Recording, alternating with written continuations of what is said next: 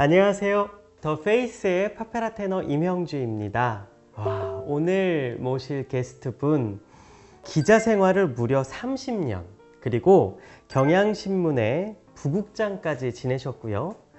여성 기자 최초로 정년퇴직을 하신 정말 대단한 분이십니다. 이후 현재는 베스트셀러 작가로, 또 방송으로, 유튜버까지 진출하셔서 정말 활발하게 활동하시는 유인경 작가님 모시도록 하겠습니다. 안녕하세요. 안녕하세요. 네. 오늘 더 페이스 이 지금 시청하고 계신 시청자분들께 또 짤막하게 인사를 한번 부탁드려도 될까요? 예, 제 근황에 대해서. 임형주 파페라 가수가 이제 소개했듯이 전직 이제 기자고요.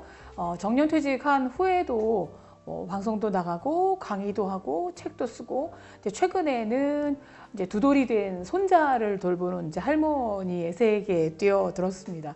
정년퇴직한 지가 이제 9년 차예요. 벌써요? 예, 만 8년이 됐고, 근데 저도 이렇게까지 징그럽게 오래 일할 줄은 몰랐고요. 네, 이제 본격적인 토크로 들어가 볼 텐데요. 우리 유인경 작가님의 인생에서 가장 기억에 남는 나눔의 순간 꼽아주실 수 있으실까요? 저는 나눔이 아니라 오히려 받음으로 이제 하고 싶은데요. 네. 그 받음이 이제 제 딸이 나눠준 기쁨인 거죠.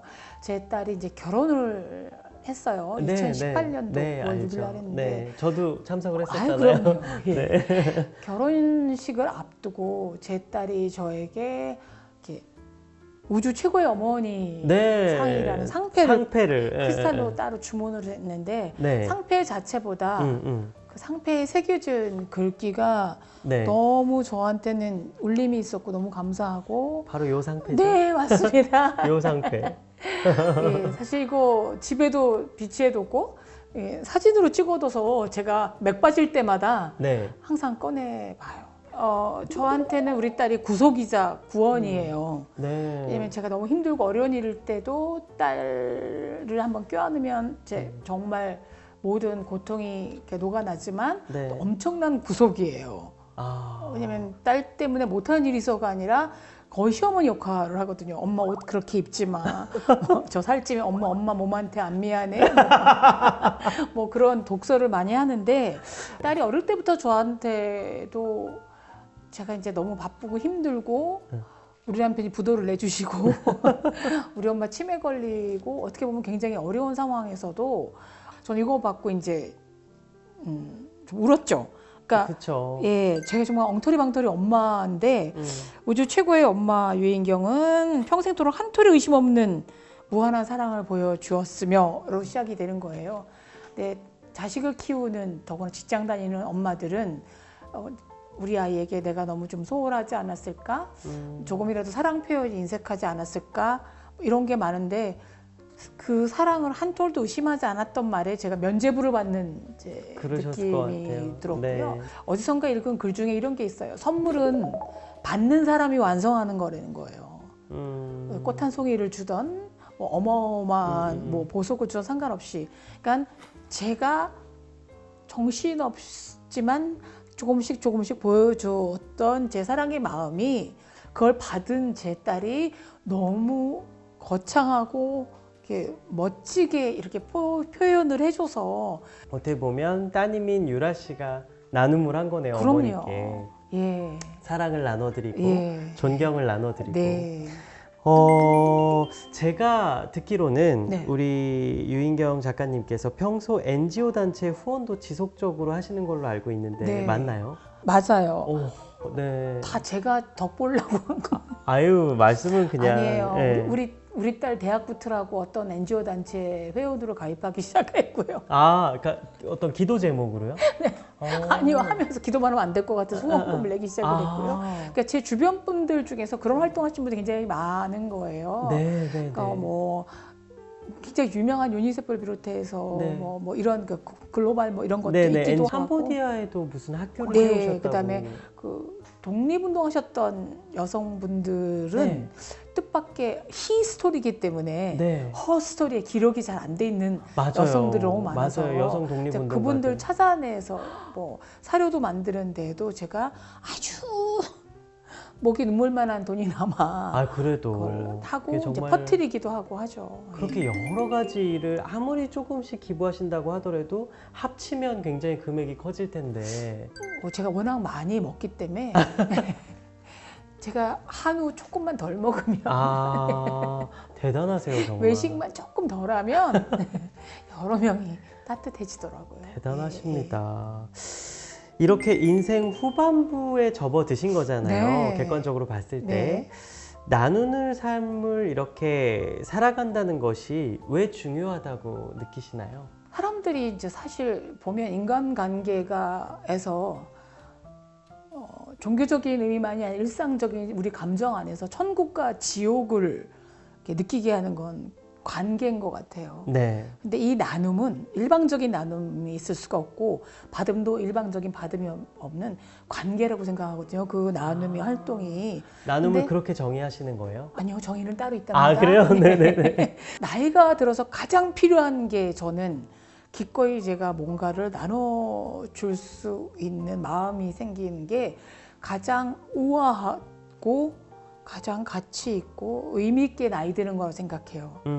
예, 근데 그게 꼭 뭐 돈이라든가 뭐가 아니라 하더라도 아침에 눈 떴을 때 은경아 오늘 너 생각하면서 뭐 기도했어? 라고 하는 제 여고동장 안희숙이의 기도문으로 시작해요. 네. 이런 분들이 참 많아서 사실 너무 사적인 얘기지만 이명주 네. 파페라 가수의 어머니께서 저한테 그렇게 반찬도 나눠주시고 특히 깻잎과 무말랭이 옷도 또 주시고 얼마나 잘 먹고 잘 입는지 몰라요. 별 말씀을. 저는 요건 좀 다른 얘기지만 대본에 없는 얘기지만요. 저는 유인경 작가님이 제게 있어서는 정말 소중한 지인이시기도 하지만 사실은 인생 멘토 중에 한 분이세요. 항상 뵐 때마다 느끼지만 그 말의 힘이 있으신 것 같아요. 말씀의 힘. 그래서 언어에서 나오는 언어가 저렇게 살아 숨쉬듯이 누군가에게는 영감을 주고 누군가에게는 위로를 주고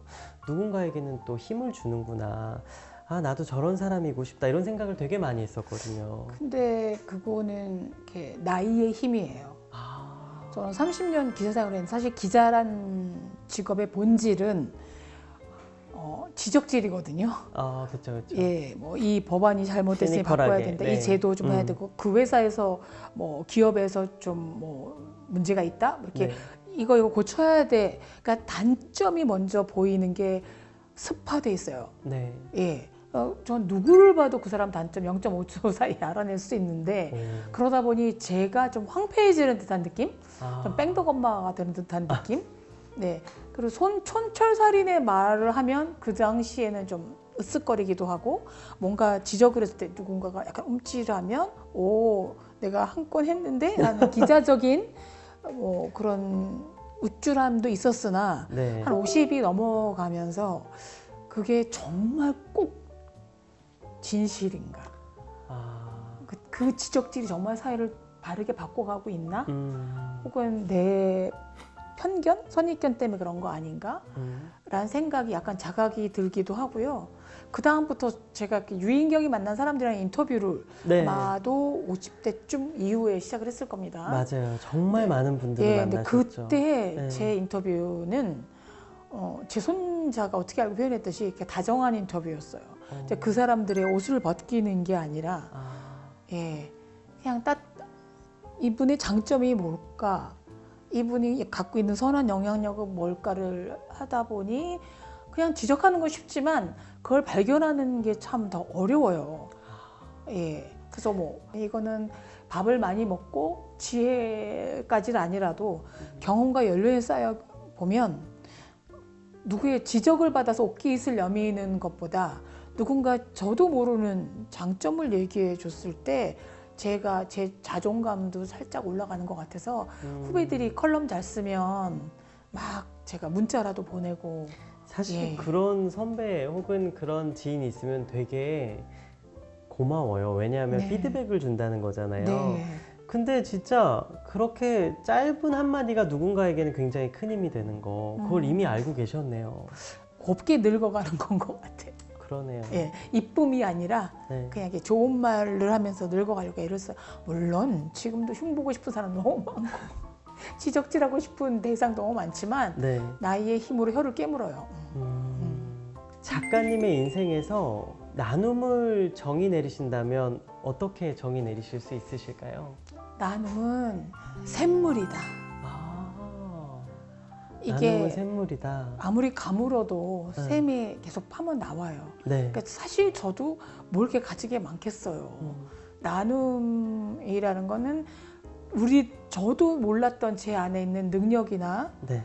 예, 선한 마음, 그동안 때가 많이 끼고 그다음에 뭐 먼지가 묻었던 이 마음을 닦아내는 샘물 같은 역할하고 네. 다른 사람도 그렇게 보이더라고요. 제가 기자실에 취재를 해보면 어린이 보호시설이라든가 뭐 이런 단체라든가에 계속 기부금이나 후원금을 내시는 분들, 그다음에 뭐 성당이거나 뭐 교회거나 이런 데서도 뭐 헌금이거나 아니면 이런 거 내시는 분들은 부자들이 아니시라는 거예요. 그러니까 자기가 가진 것들 중에 얼마라도 나누고 싶고 더 기뻐하게 되고, 또 그만큼 되면 또 뭔가가 또 차이고 비우면 다시 채워지듯이 그런 걸 많이 느끼거든요. 그래서 저도 누구한테 이제 영혼 없는 칭찬을 하면 단어가 바닥에 날 것 같은데 네. 또 새로운 이 사람의 칭찬거리 뭐 이런 게 되게 많이 떠올라서 네. 저는 되게 나눔은 샘물이다. 그러니까 마르지 않는 거니까 걱정 없이 일단 나누고 보자 뭐 이런 생각이 들었고요.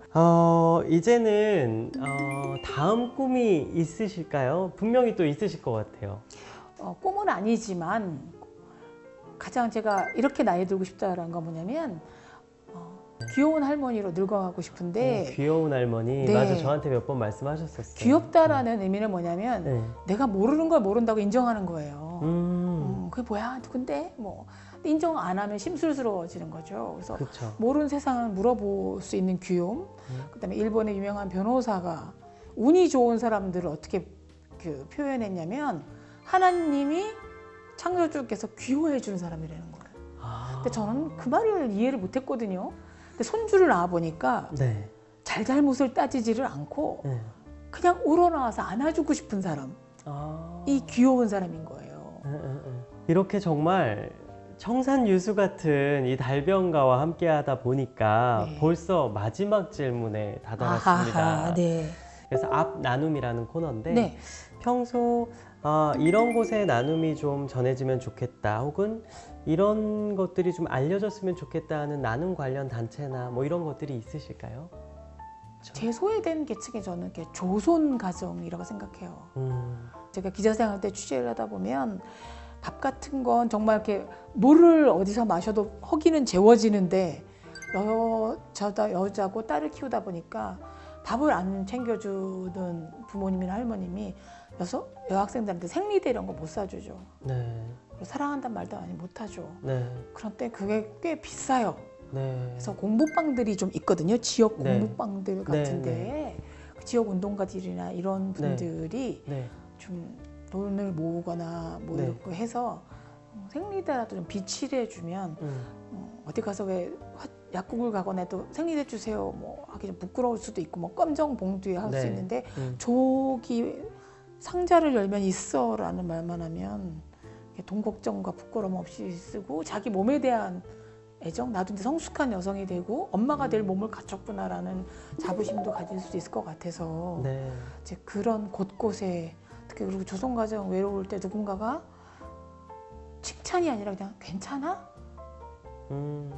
그 말 한마디. 요즘 괜찮아? 네. 라고 좀 물어보는, 근데 그런 운동이 일어났으면 좋겠어요. 이렇게 한두 명한테만 해도 아침 저녁으로 안부 전화해 줄 수 있는 이런 거는 저도 기꺼이 좀 하고 싶어요. 네. 그동안 많은 이 앞 광고에 앞 나눔을 해주셨지만 인터뷰 분들이 굉장히 오늘 또 특색 있고 또 뜻깊은 도움이 필요한 곳을 말씀해 주셔서 네. 너무 감사합니다. 덕분에 풍성한 시간, 또 나눔에 대해서 우리가 돌아볼 수 있는 시간을 만들어 주신 것 같아서 저도 너무나 감사했습니다. 초대해 주셔서 감사했습니다. 고맙습니다. 나와주셔서 감사합니다. 네.